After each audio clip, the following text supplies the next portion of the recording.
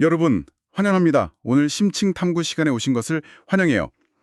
오늘은 단순하게 정보만 읊어드리는 시간이 아닙니다. 여러 데이터들을 종합해서 가장 핵심적인 통찰을 끄집어내보는 아주 깊이 있는 분석의 시간이 될 겁니다. 네, 안녕하세요. 오늘 다룰 내용이 정말 우리 일상과 아주 밀접하면서도 최첨단 과학이 만나는 지점이라 저도 아주 기대가 됩니다. 맞아요. 오늘 우리가 집중적으로 탐구할 주제는 바로 우리의 뇌파를 읽어서 움직임의 의도를 해독하는 기술입니다.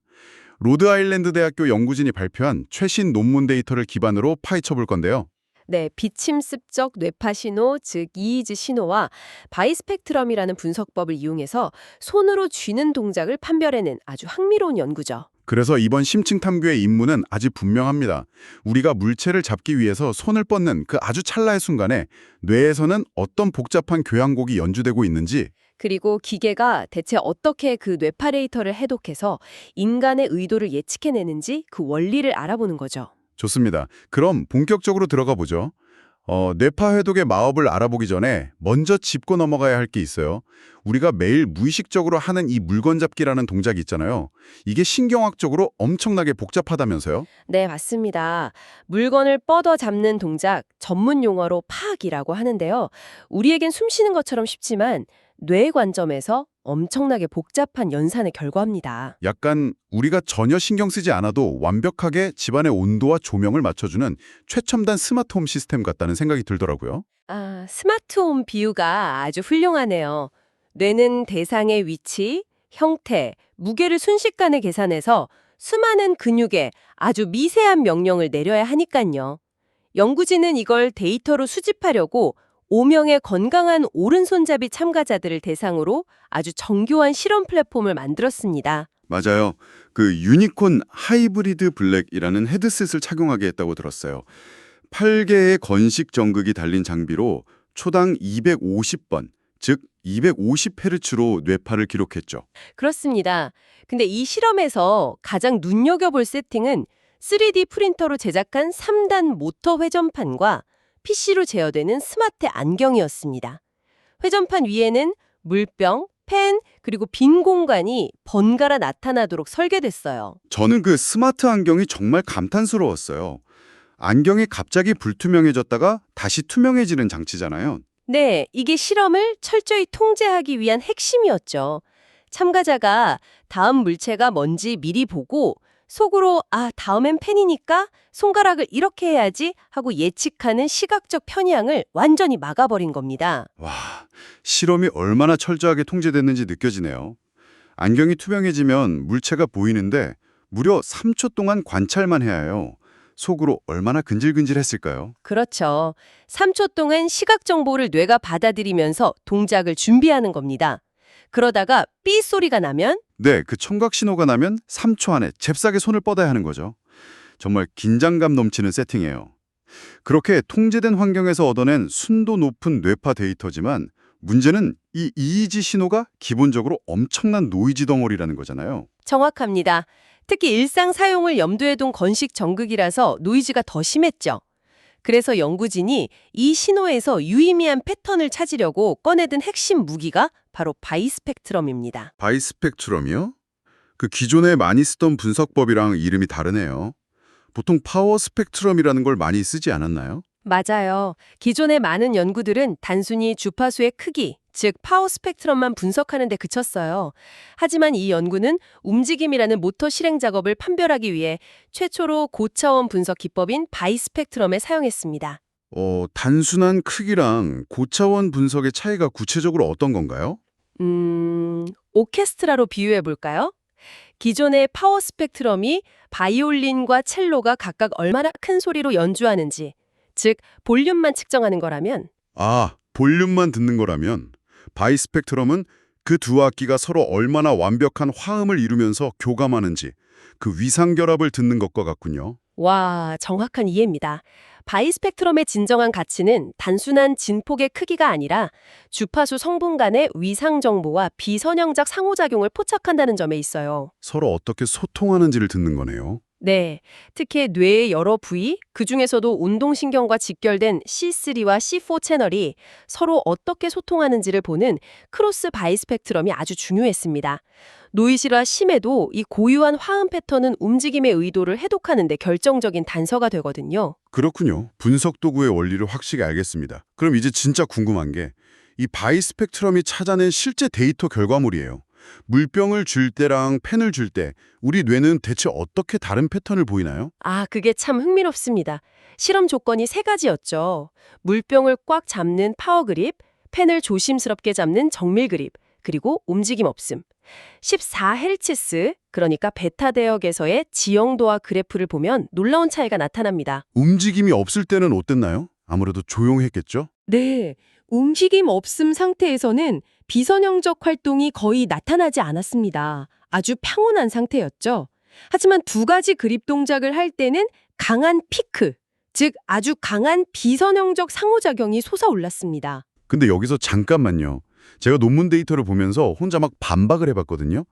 상식적으로 생각해보면 펜을 잡는 정밀 그립이 손가락 근육을 훨씬 섬세하게 써야 하잖아요. 그렇죠. 훨씬 미세한 조정이 필요하죠. 그러니까요. 미세하게 조율해야 하니까 뇌 활동도 정밀 그립일 때 더 광범위하고 복잡하게 막 퍼져서 나타나야 하는 거 아닌가요? 왜 단순 무식해 보이는 물병 잡기, 즉 파워 그립이 더 넓은 신경망을 쓴다는 결과가 나온 거죠? 오, 정말 날카로운 질문입니다. 사실 저도 처음에 그 부분을 보고 직관에 반한다고 생각했어요. 하지만 생물학적 메커니즘을 고려하면 완전히 말이 됩니다. 파워 그립은 물체를 강하게 꽉 쥐기 위해서 손바닥부터 팔목까지 더 많은 근육을 동원해야 하니까요? 빙고, 바로 그겁니다. 훨씬 많은 근육 섬유를 일제히 수축시켜야 하고 더 광범위한 운동 제어가 필요하죠. 그래서 뇌의 넓은 신경망이 한꺼번에 관여하게 되고 결과적으로 주파수 상호작용이 넓게 퍼져서 피크가 나타나는 겁니다. 와, 듣고 보니 정말 명쾌하네요. 반대로 정밀 그립은 어떤가요? 집중 타격 같은 건가요? 비슷합니다. 정밀 그립은 불필요한 근육이 개입하면 섬세한 동작이 망가지잖아요. 그래서 고도로 타겟팅된 특정 신경 경로만을 집중적으로 사용합니다. 다른 간섭을 차단하고 좁은 통로에 에너지를 집중시키니까 아주 좁고 집중된 피크를 보이는 거죠. 세상에, 뇌파 그래프가 움직임의 물리적인 성질을 그대로 사진처럼 찍어내고 있었네요. 자, 이렇게 눈으로 패턴의 차이를 확인했으니 이제 인공지능이 등장할 차례네요. 네, 맞습니다. 시스템이 이 복잡한 패턴을 스스로 학습해서 사람의 의도를 예측할 수 있는지 머신러닝 결과를 살펴봐야죠. 성적표가 어땠나요? 80개나 되는 특징을 추출했다고 들었는데요. 네, 연구진이 진폭 및 위상 관련 데이터에서 80개의 특징을 뽑아냈습니다.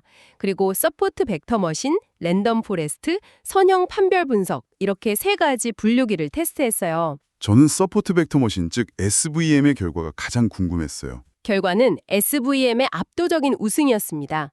파워 그립과 움직임 없음 상황을 구분하는데 무려 97%의 정확도를 달성했어요. 세 가지 상황을 모두 구분하는 다중 클래스 분류에서도 94.93%라는 정말 놀라운 정확도를 기록했죠. 와, 97%라니 진짜 대단하네요. 그런데 AI한테도 한계는 명확히 있었죠. 제가 데이터를 보니까 디테일한 구분에선 좀 헤매더라고요. 정확히 보셨습니다. 움직일지 말지는 귀신같이 맞추는데 파워 그립과 정밀 그립 두 개만 놓고 이진 분류를 시켰더니 세 분류기 모두 정확도가 약 70%대로 뚝 떨어졌어요. 1등인 SVM도 71.97%에 그쳤죠. 그러니까 나 움직인다. 이건 아주 잘 맞추는데 물병 잡을지 펜 잡을지 디테일을 구분하는 건 여전히 어려워하는군요.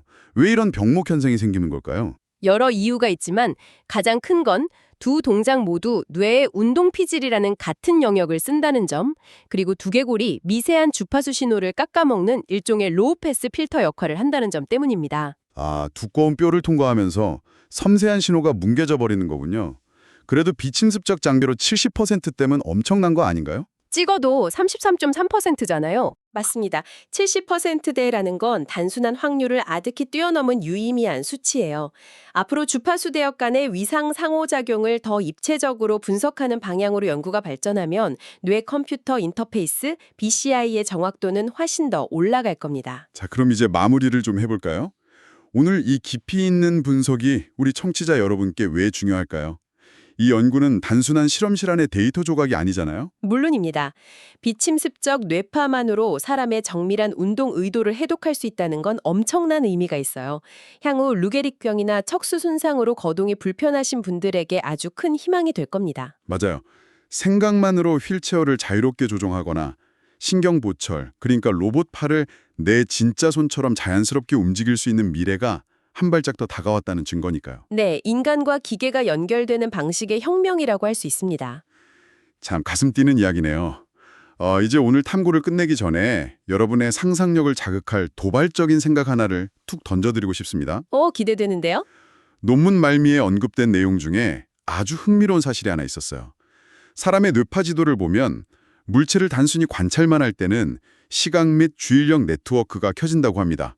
그런데 실제로 잡으려고 의도하는 순간 운동 및 감각운동 네트워크가 폭발적으로 활성화되죠. 뇌 모드가 완전히 전환되는 겁니다. 그렇다면 여기서 질문을 하나 드릴게요. 지금 이 방송을 듣고 계신 여러분이 만약 완벽한 가상현실, VR이나 AR 기기를 쓰고 있다고 상상해 보세요. 물리적인 실체가 없는 허공에 뜬 가상의 사과를 잡으려고 손을 뻗습니다. 아, 눈에는 사과가 보이지만 손끝에는 아무 촉감이 없는 상황이군요. 네, 맞아요. 시각 정보와 물리적 촉각이 완전히 분리되는 상황이죠. 과연 여러분의 뇌파는 이것을 단순한 시각적 관찰로 인식할까요? 아니면 실제 잡는 행위로 인식해서 운동 네트워크를 폭발시킬까요? 와, 이거 정말 심오한 질문이네요.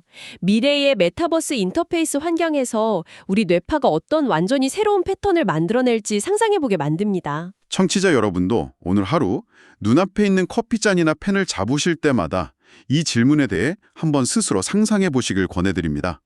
내 두개골 아래에서 얼마나 정교한 교향곡이 연주되고 있는지도 함께요.